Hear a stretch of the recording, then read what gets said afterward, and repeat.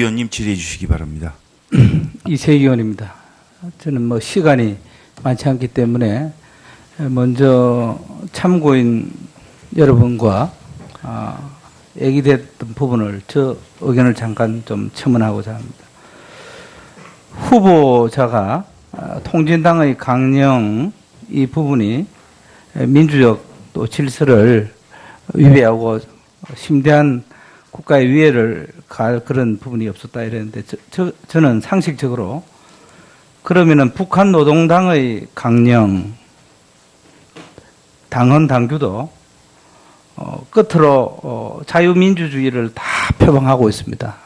그런데 강령이 다 그렇게 포장되면은 그 부분도 아무 문제가 없는지 개인적으로 저는 참 이해가 안 가고, 또한 100여 명의 소규모가 전체를 움직일 수 없다. 그렇게 하면서 계속적으로 후보자는 비례의원칙을 강조를 하고 있습니다.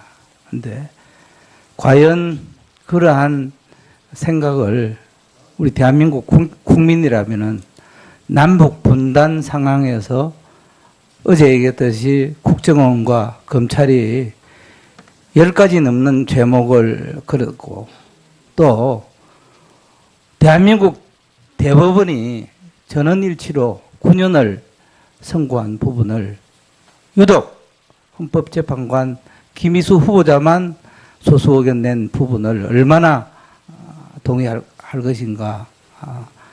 본인 생각에는 굉장히 적극적이고 하면서 전체 또 다른 사람에 대해서는 굉장히 무거운 잣대를 들이대는 이중적인 모습을 저는 볼 수 있다. 저는 그런 생각을 갖습니다.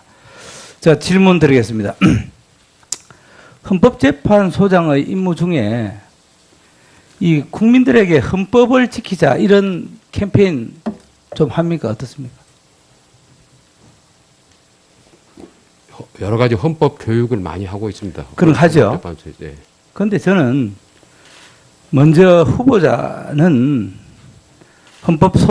헌법재판소장 자격이 안 된다고 하는 것은 어제도 제가 얘기했지만은 기초질서 이것도 지금 지키지 않고 있습니다.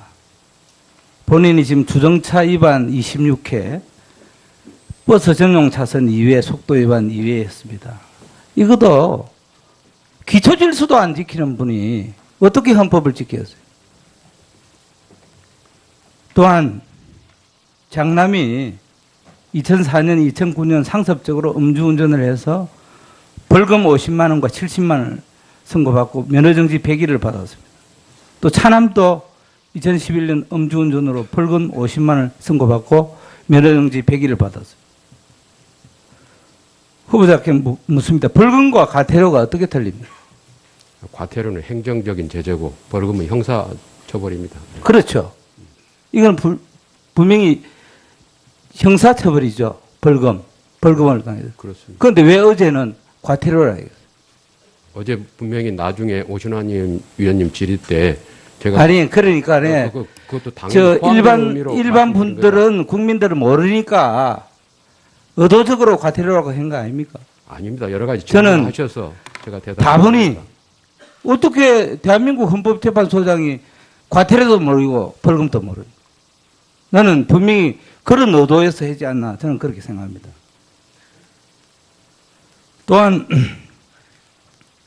어제 후보자는 배용주 씨라고 얘기를 안 하고 계속 배용주라고 했죠. 그건 제가 정확하게 어떤 후보자는 자기가 한 얘기에 조금만 가면 모른다, 기억이 없다. 배용주 어떻게 후보자가 그렇게 명석한 분이 그걸 몰라요? 글쎄요, 배용주라고 뭐 불렀을 수도 있고 배용주 씨. 그러니까 국민들이 분노하는 거예요. 어제 배용주라는 얘기를 계속 하는 것을 얘기를 듣고 자식들이 밤새 잠 한숨 못 자고 본인은 사죄가 됐다고 생각합니까? 만일에 그냥 아니, 그 질문에 답하세요. 본인은 사죄가 됐다고 생각하세요? 저는 충분히 어제 그 죄송하다는 말씀을 드렸고 제가 봤을 때는 제가 오늘 전년 그 배 선생님이 오시면은 전년 제가 오늘 만나려고 사죄의 합니다. 뜻을 저는 발견하지 못했습니다. 어떻게 지금 국회에서 10분 거리에 계신 분인데 37년 동안 사과 한마디 안 하고 또 2012년도에도 재심 결정을 또 몰랐다. 그걸 봐서 내가 마음의 결정을 하겠다 했는데 4년 5년이 지나서도 일체 사과 안 했잖아요. 그러니까 후보자는 이번에 헌재 소장 지명을 받지 않았으면은 영원히 사과할 분이 아니에요. 행동하는 양심을 압니까? 그 말 압니까? 행동하는 양심의 뜻이 뭡니까? 한번 답 한번 해보세요. 우리 김대중 대통령께서 아주 좋아하는 말씀이시죠. 저는 젊은 시절 민주화 운동을 했던 사람입니다.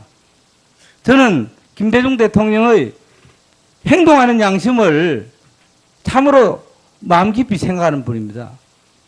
행동하지 않으면은 의미가 없어요. 후보자는 지금까지 제가 첫날 주질이 할 때도 얘기를 했지만은 승승장구 탄탄대로 권력의 길을 쫓았습니다.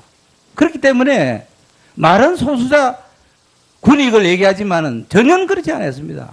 그 엄혹한 5.18 당시에 고문받고 말할 수 없는 그 받을 때 소수자 권익을 위해서 뭘 했습니까?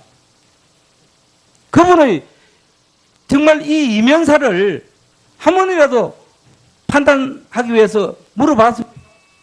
오늘 지금도 그 당시에 시대 상황, 실정법의 한계를 넘기 어렵다. 제가 질문합니다. 그렇게 군 법무관한테 김일수 재판관을 물고문하고 고문받은 적이 있습니까? 고문받은 적이 있습니까? 저는 뭐 재판관 때 고문받은 적은 고문받은 없습니다. 적 없죠? 예.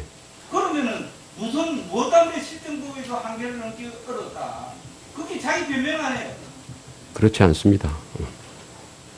그러니까 제가 행동하는 양심을 말하는데 그럴 때 만약에 내가 고문을 당했기 때문에 판사로서 올바른 내가 판단을 못했다. 이렇게 하면 저는 얘기했지만 전혀 고문받고 강압적인 그 조치가 없었는데도 불구하고 선량한 양민을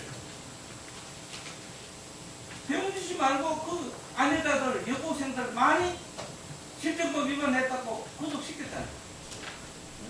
그러면 말과 행동이 같아야 될 거 아닙니까? 그렇기 때문에 제가 그 실정법 한계를 그래서 벗어나기 어려웠다고 말씀드린 겁니다. 도덕적으로도 안 맞고 정치적 신립성과 독립성은 말할 필요도 없고 그렇게 해서 전효숙 지명자, 이동욱 지명자는 사소한 문제로 다 낙마했지만은 상관왕을 모두가 수십 개 달려있는 후보자를 절대 지명해서도 안 되고 통과할 수도 없다고 저는 생각합니다. 아까 그 과태료 부분은 제가 그 말씀을 한 번 더 드려야 될 것 같습니다. 제가 분명히 가족들의 행위에 대해서 책임을 통감한다고 그랬습니다. 그러나 그 제가 막 26번을 위반한 것으로 말씀을 하시니까 좀 그렇습니다. 경찰 자료에 보면은 여기 나오고 본인은 주정차 26회 버스 전용차선 2회 속도 2회 자료를 보고 얘기하는 거예요. 그 자료는 나와 있지만 그게 제가 운전해가지고 생긴 일은 아니라는 말씀입니다. 그리고 음주운전으로 만약에 해서 그때 사람이 사망했다면 어떡하겠어요? 이 음주운전이라는 게 얼마나 중요합니까? 이제 저희 자식 재판소장으로서 자식들 교육도 매우 중요하다 이 말이에요. 예, 저 그 책임을 통감하고 있습니다. 국민들한테 사죄하고 용서를 구하고 오늘이라도 사퇴하는 게 맞다 이렇게 생각합니다. 예.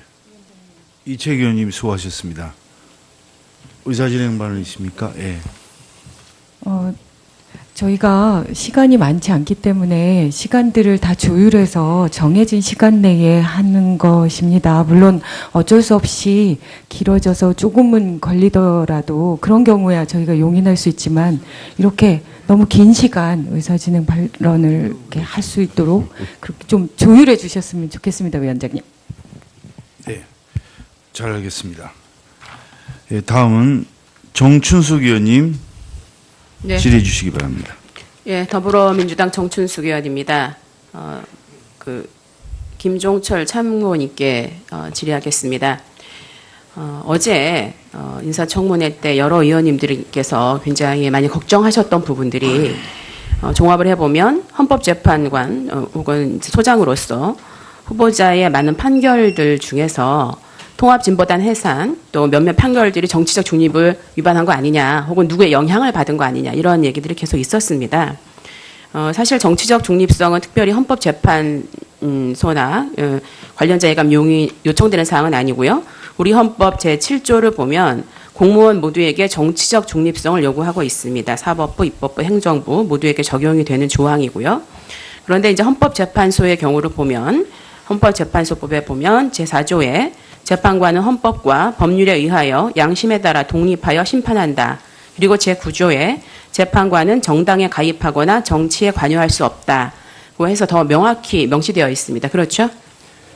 예, 보충 말씀 올리면 헌법재판관의 경우에는 헌법 제112조 제2항에서 말씀해 주신 헌재법 제9조 사항 정당에 가입하거나 정치에 관여할 수 없다라는 부분을 명확히 밝히고 있고 헌재법의 규정은 그것을 확인한 것으로 이해될 수 있습니다. 네, 맞습니다.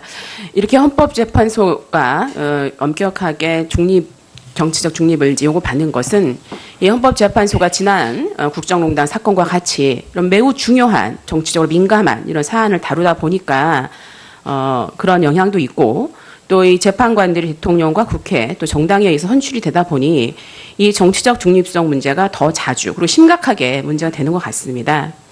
사실 우리나라가 그동안에 뭐 학맥이라든지 또 뭐 여러 가지 인간관계에 의해서 자기가 신세진 사람 뭐 밀어주고 이런 뽑아준 사람한테 뭐 신세를 갖고 이랬던 것들이 알게 모르게 있었던 것이 또 사실이고 그래서 또 국민들도 걱정하는 부분도 있고 또 국민의 대표이신 의원님들도 걱정하신다 이렇게 생각이 됩니다. 그런데 그러한 일들이 얼마나 실제로 영향을 미치는가라고 하는 것은 짐작이나 추측은 할 수 있어도 이에 대한 증명은 굉장히 어려운 이런 상황이죠. 더 큰 문제는 이렇게 증명하기 어려운 짐작이나 추측이 정치적 중립성의 논란의 근거로 작용한다는 게 저는 문제가 있다고 생각을 합니다. 이런 부분일수록 훨씬 더 구체적이고 실질적인 증거나 혹은 관련 자료들이 제출이 돼야 되는 거죠. 어제 그 JTBC 뉴스 혹시 보셨습니까? 참고인? 네, 보지 못했습니다. 아, 그러셨군요. 그래서 그 JTBC 뉴스를 보면 뭐 팩트체크라고 하는 이름으로 이 정치적 중립성의 논란이 짐작이나 추측이 또 어떻게 영향을 미치는가 이런 걸 보여준 바가 있습니다. 그래서 이 현재 그 헌법재판소장이신 후보자가 판결한 통합진보당 해산 관련 소수 의견이 과거 문재인 대통령이 말씀하신 내용과 유사해서 민주당의 의견을 받은 것이 아니냐 이런 문제 제기가 있었는데 그 뉴스 자료를 보면 이것은 이미 헌법 밖의 다수의 의견이었다 이렇게 얘기하고 있더라고요. 그래서 통진당 해산에 대해서 헌법 밖의 69명을 조사한 결과 통진당 해산에 반대하는 게 46%였고 통진당 해산에 찬성하는 게 33%였다고 합니다. 혹시 알고 계십니까? 예, 그 통계 자료는 잘 알지 못합니다. 아, 예, 그렇습니까? 그리고 전교조와 관련해서 해직자가 전교조를 가입하는 것을 제한한 문제에 대해서도 노동기본권 보장에 위배된다라는 민주당 주장을 후보자가 인용했다 이런 얘기들이 있었는데요. 이 문제는 이미 2010년 국가인권위원회가 이것이 상당히 문제가 있다 이런 거 발표한 바가 있고 저도 어제 말씀드렸습니다만 2014년 노동기구 ILO가 이 노조에 대한 탄압을 중지하고 전교조를 활동할 수 있도록 해야 된다 이런 걸 권고한 바가 있습니다. 그래서 이런 짐작이나 추측이 전혀 틀리다, 완전히 근거 없다 이렇게 다 볼 수는 없지만 그러나 사실은 이 구체적인 증거가 제시되고 또 시점이라든지 맥락이라든지 이런 얘기 되지 않은 상태에서 이렇게 후보자가 얘기했던 것들이 정치적 중립성을 위배했다라고 하는 것은 상당히 문제가 있다라는 좀 생각이 들고요. 제가 어제 이제 계속 이 청문회를 진행하면서 너무나 의아하고 궁금했던 사항은 뭐냐 하면, 예를 들면 이 재판소나 헌법에 있어서의 중립성과 독립성은 과연 무엇이고 어떻게 이것이 유지되고 담보될 수 있는가라고 하는 궁금증입니다. 그리고 또 한 가지는 다른 어떤 의견이 있냐 하면, 사실은 헌법재판소 그동안의 판결들이 오히려 그 정치적 중립이라고 하는 굉장히 기계적인 잣대를 더 대면서 소수자나 혹은 사회적 약자의 권리에 외면한 거 아니냐, 이런 질문도 있습니다. 그래서 저는 참고인께서 도대체가 이렇게 정치적 중립이라고 하는 헌법재판소의 굉장히 중요한 가치로 얘기되고 있는 부분들이 도대체 무엇을 말하는 것이며 어떻게 담보될 수 있나, 이 부분을 좀 설명을 해주시면 좋겠습니다. 사실은 이 추측과 혹은 짐작으로 이게 미루어 짐작돼서 얘기되는 부분이 상당히 심각한 문제를 가져올 수가 있거든요. 예, 말씀해 주시기 바랍니다. 예, 헌법 그 자체가 특정한 가치를 지향하는, 우리나라의 경우에는 민주공화국 혹은 뭐 자유민주적 기본 질서, 이것을 근간으로 하는 특정한 가치를 지향하고 있습니다. 그 가치를 지향하다 보니까 그 가치에 맞지 않는 특정 가치, 예를 들어서 북한이 추구하는 그런 이념 같은 것은 우리 민주공화국이나 자유민주적 기본 질서라는 가치와 융합할 수가 없겠죠. 그런 부분에서는 정치적인 성향을 헌법 자체가 가지게 되고, 그다음에 그런 정치적 성향에 맞추어서 정당 해상과 관련된 예를 들어보면 그 목적이나 활동이 민주적 기본 질서에 위배될 때 그 정당을 해산할 수 있도록 우리 헌법이 제도화하고 있는 것에서 보듯, 헌법이 관련된 사안들은 대개 정치적 가치 판단을 포함하고 있다라고 할 수 있습니다. 그래서 정치와 헌법을 완전히 분리한다라는 중립성이라는 것은 현실적이지도 않고 헌법이 예정하고 있지 않습니다. 헌법도 특정한 가치를 지향하고 있고 정치적 목적을 추구하고 있다라는 것입니다. 헌법재판은 그래서 일반 재판과는 달리 헌법재판소라는 특정 기관에 집중적으로 담당하도록 되어 있고, 아까 정 의원께서 인용하신 그 헌법재판관에 대해서 정당이나 정치에 관여할 수 없도록 하는 명문 규정을 헌법이 두고 있는 것도 그런 정신을 반영한 것이라고 생각을 합니다. 특정 재판관이 여러 가지 배경에서 정치적으로 판단할 수 있다라고 보여질 수 있는 소지는 그 어떤 잣대를 들여대느냐에 따라서 다양하게 있을 수 있지만, 정 의원님께서 말씀을 하셨지만 그렇게 추정하는 것 자체는 엄격한 요건 하에서 엄격한 증거를 가지고만 주장되어져야 하지, 만일 막연한 추측만으로 헌법재판관의 정치적 중립성에 대해서 문제를 삼기 시작하면 헌법재판 자체의 어떤 정당성이나 신뢰 자체가 붕괴되어지고 그 자체가 결국 자유민주적 기본 질서를 훼손할 수 있기 때문에 그런 주장은 좀 신중하게 되어야 된다고 생각을 합니다. 비유를 해서 보면 우리 헌법 46조 제2항은 국회의원에게도 국가 전체의 이익을 위해서 노력할 의무를 부여하고 있습니다.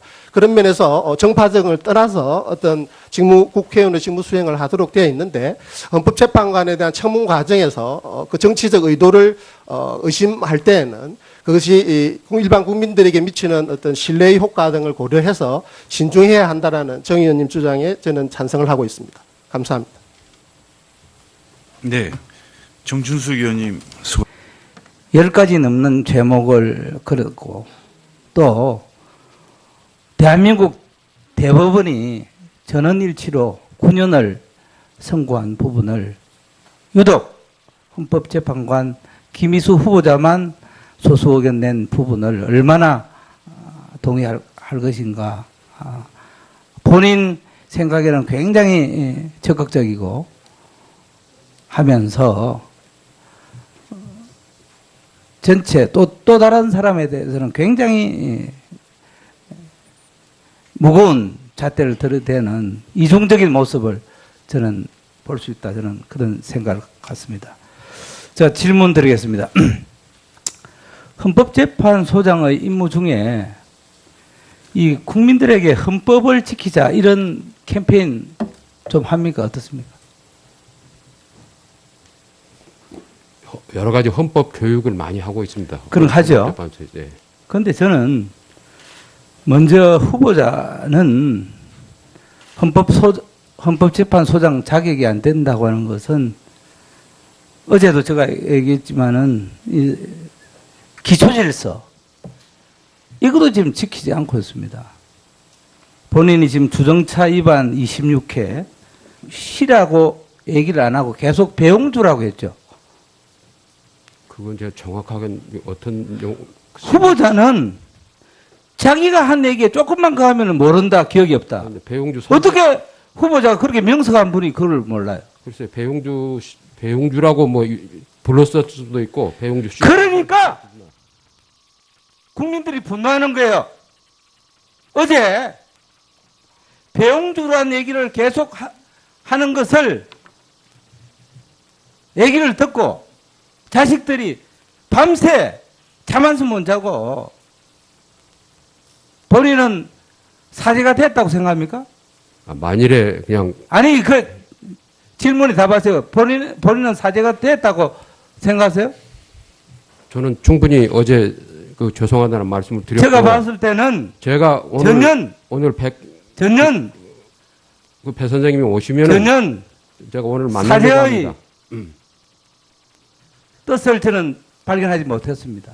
어떻게 지금 국회에서 10분 거리에 계신 분인데 37년 동안 사과 한마디 안 하고 또 2012년도에도 재심 결정을 또 몰랐다. 그걸 봐서 내가 마음의 결정을 하겠다 했는데 4년 5년이 지나 버스 전용 차선 이외에 속도 위반 이외에 했습니다.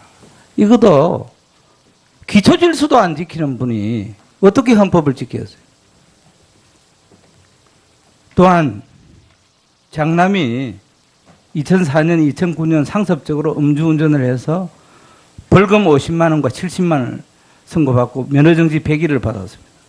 또 차남도 2011년 음주운전으로 벌금 50만 원을 선고받고 면허정지 100일을 받았습니다. 후보자께 묻습니다. 벌금과 과태료가 어떻게 틀립니까? 과태료는 행정적인 제재고 벌금은 형사처벌입니다. 그렇죠. 이건 분명히 형사처벌이죠. 벌금을 당해서. 그렇습니다. 그런데 왜 어제는 과태료라 이거예요?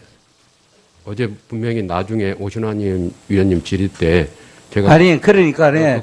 그것도 당연히 저 포함되는 의미로 일반 말씀드린 분들은 국민들은 모르니까 의도적으로 과태료라고 한 거 아닙니까? 아닙니다. 여러 가지 저는 질문하셔서 제가 대답. 다분히 어떻게 대한민국 헌법재판소장이 과태료도 모르고 벌금도 모르고 나는 분명히 그런 의도에서 하지 않나 저는 그렇게 생각합니다. 또한 어제 후보자는 배용주 의원님 질의해 주시기 바랍니다. 이세기 의원입니다. 저는 뭐 시간이 많지 않기 때문에 먼저 참고인 여러분과 얘기됐던 부분을 저 의견을 잠깐 좀 첨언하고자 합니다.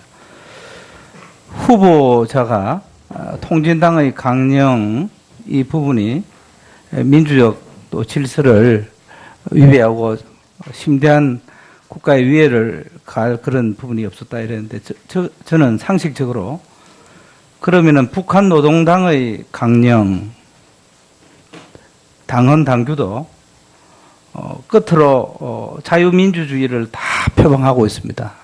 그런데 강령이 다 그렇게 포장되면은 그 부분도 아무 문제가 없는지 개인적으로 저는 참 이해가 안 가고 또한 100여 명의 소규모가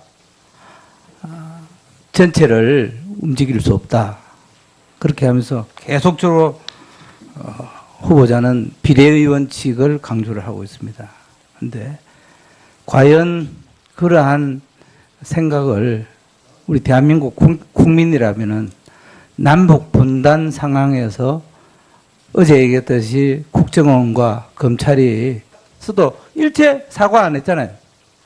그러니까 후보자는 이번에 헌재 소장 지명을 받지 않았으면은 영원히 사과할 분이 아니에요. 행동하는 양심을 압니까? 그 말 압니까? 행동하는 양심의 뜻이 뭡니까? 답 한번 해보세요. 우리 김대중 대통령께서 아주 좋아하는 말씀이시죠.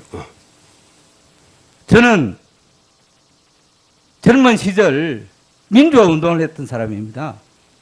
저는 김대중 대통령의 행동하는 양심을 참으로 마음 깊이 생각하는 분입니다.